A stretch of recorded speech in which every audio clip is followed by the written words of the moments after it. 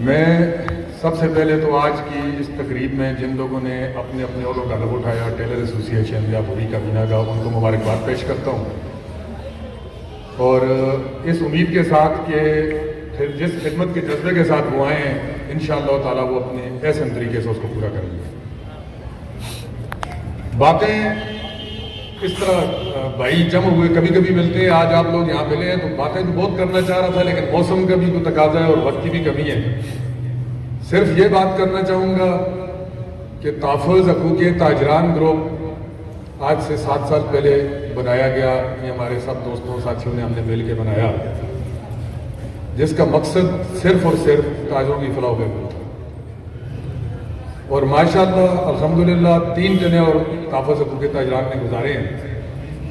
اور اس میں کیا کھویا ہے، کیا پایا ہے، کیا بہتری کی طرف گئے ہیں، کیا ہم سے نہیں ہو سکا ہے، یہ سب باتیں ہم سے بہتر آپ لوگ جو ہمارے بھائی یہاں بیٹھے ہیں، جن کی وجہ سے ہم لوگ کل صدر تھے یا آپ کی نمائندگی کر رہے تھے، یہ آپ ہمیں بتا سکتے ہیں کہ ہم نے کتنا بہتر کیا۔ صرف چند ایک باتیں میں آپ سے شیئر کرنا چاہوں گا کہ تحفظ حقوق تاجران کا نام ہی یہ سوچ کے رکھا گیا تھا کہ تاجروں کا تحفظ کرنا، اور ہم تاجروں کا تحفظ کرنے کے لیے آئے تھے، اور یہ مشن لے کے آئے تھے کہ ہم نے اپنے تاجر برادری میں شعور پیدا کرنا ہے۔ جس طرح بڑے شہروں میں ہم جاتے تھے، تاجر تنظیموں کو دیکھتے تھے، تو وہاں پہ ان کے معاملات کو دیکھ کے جب واپس اپنی ضلع میں آتے تھے تو ہمیں بڑا افسوس ہوتا تھا کہ ہماری یہاں تاجر تنظیمیں جو ہیں صرف عہدے کے لیے یا اپنے نام پیدا کرنے کے لیے بنتی ہیں، تاجروں کے مفاد کے لیے نہیں آتے، ان کو شعور نہیں دیا جاتا۔ اور الحمدللہ ہم نے گزشتہ 7 سال میں کوشش کی اپنی تاجر برادری کو یہ شعور دینے کے لیے کہ ہم ایک باعزت پیشے سے تعلق رکھتے ہیں، اور ہم نے جو کام بھی کرنا ہے، خواہ وہ تجارت ہے، کوئی بھی ہے، وہ فی سبیل اللہ کرنا ہے، اور ہماری تجارت میں ہمارے دین اسلام کیا سکھاتا ہے، ہم نے کس اصولوں پہ اپنی تجارت کرنی ہے، وہ ساری باتیں بھی مد نظر رکھتے ہوئے ہم نے اپنی تاجر برادری کو یہ بھی آتے ہی کہا تھا کہ ہم آپ کے ہر جائز کام میں آپ کے ساتھ ہیں، ناجائز کام میں آپ کے ساتھ نہیں، اور الحمدللہ ہمارے بھائیوں نے ہماری اس بات کو سمجھا اور کوشش کی کہ وہ ناجائز کام نہ کریں، اور الحمدللہ بڑے اچھے طریقے سے وقت گزرا۔ ترقیاتی کاموں کے حوالے سے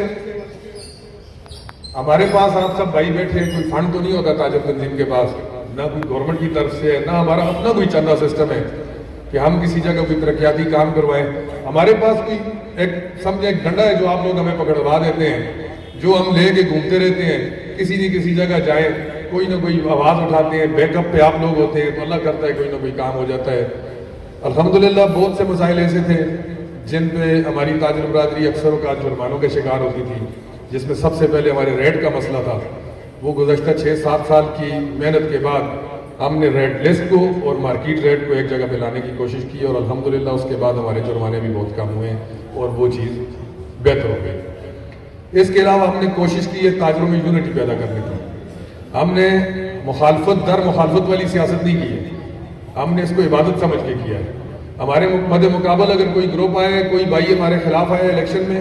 ہم نے اس کا کام بھی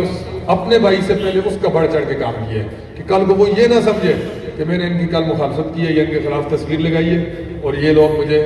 انتقام کا نشانہ بنا رہے ہیں۔ اس کے علاوہ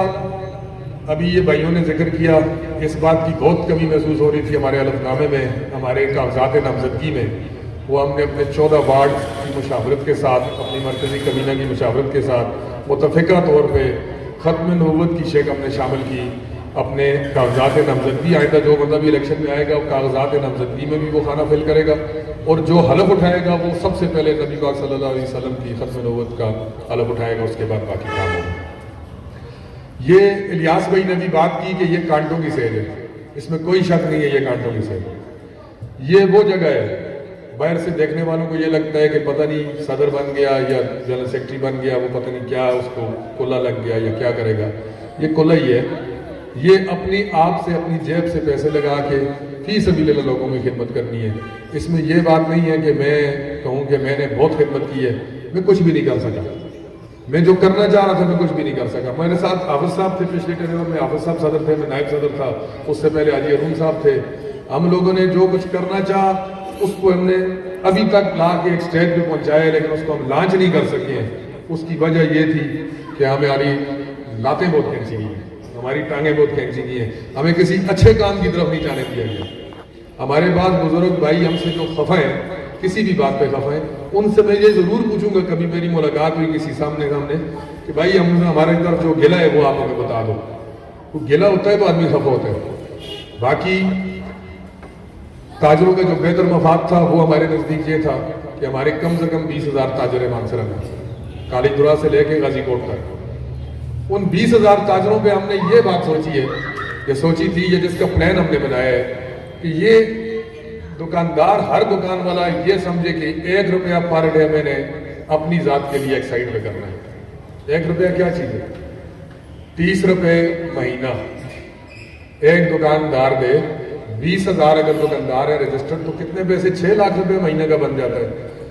سال کا 72 لاکھ بنتا ہے اور 2 سال کا 1,44,00,000 روپے بنتا ہے. 2 سال ٹینیور ہوتا ہے انجمن تاجران کا. یہ 1.5-2 کروڑ روپے جو آپ کے پاس آپ کے اکاؤنٹ میں ہوگا, اس سے آپ کیا کر سکتے ہیں؟ اس سے آپ یہی کر سکتے ہیں کہ آپ کے کسی تاجر بھائی کا کوئی مالی نقصان ہو جاتا ہے, اس کی دکان جل جاتی ہے, اس کا کوئی سیلاب آ جاتا ہے, کوئی زلزلے سے ڈیمیج ہو جاتی ہے, کوئی بات بھی ہو سکتی ہے,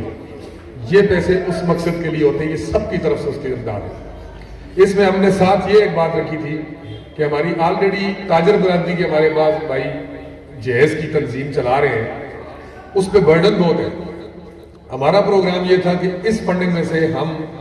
مطلب جو 14 وارڈ سے ایک بندہ لے کے مرکز سے 15-16 رکنی فائنانس کمیٹی بنائیں گے کہ اس میں سے جو پیسے کسی غریب دکاندار تاجر ہمارے بھائی کی کسی بچی کی اگر شادی ہو تو ہم اس کا جہیز